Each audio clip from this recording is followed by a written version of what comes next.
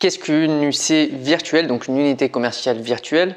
Donc, on a vu dans précédentes vidéos sur justement les UC physiques, qu'est-ce que c'était? Maintenant, on va parler de l'aspect virtuel.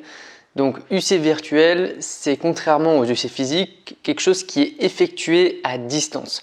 Donc, à partir du moment où le client il va voir son offre, il va payer et il va récupérer sa commande à distance, on va considérer que c'est une UC uniquement virtuelle puisque le client il n'a pas besoin de se déplacer pour pouvoir voir son offre, la payer ou tout simplement l'acquérir en récupérant sa commande qui peut être livrée dans un point relais ou directement chez lui.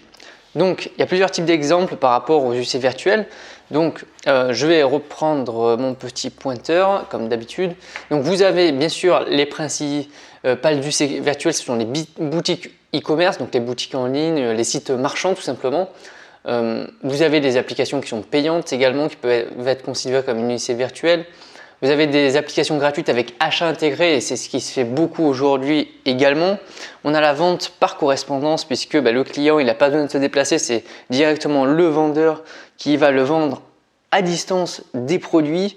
Vous avez le téléachat qui se fait beaucoup le matin, notamment sur la 1 il me semble, pour ne citer aucune antenne. Donc il y a plein d'autres types d'antennes qui le font également, du téléachat. Vous avez aussi la prospection téléphonique, donc la vente par téléphone, qui se fait beaucoup moins qu'avant, mais qui se fait encore aujourd'hui. Donc ça, ce sont tout simplement des UC qui sont virtuels, parce que tout simplement le client il n'a pas besoin de se déplacer. Donc il y a plusieurs types d'enseignes, plusieurs types d'UC virtuels. Vous avez ce qu'on appelle les pure players. Donc les pure players sont uniquement des enseignes, donc des groupes de magasins qui sont en ligne uniquement. Donc par exemple Amazon, hormis tous les boutiques qu'elle référence. Donc vous avez, même si c'est en train de changer puisqu'ils sont en train de créer des boutiques, mais auparavant vous n'aviez aucune boutique physique, ils étaient uniquement sur internet comme eBay par exemple. Donc qui sont des marketplaces, c'est un peu différent. Par exemple, vous avez Zalando sur la partie textile et chaussures.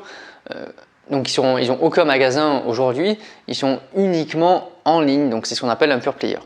Donc ensuite, vous avez le brick and mortar. Donc le brick and mortar, ce sont des unités commerciales qui sont uniquement physiques, ils n'ont que des magasins. Et vous avez ce qu'on appelle le click and mortar qui est le plus présent aujourd'hui, c'est-à-dire que vous allez avoir pour une enseigne des magasins, plus à côté, un site e-commerce, par exemple Carrefour tout simplement.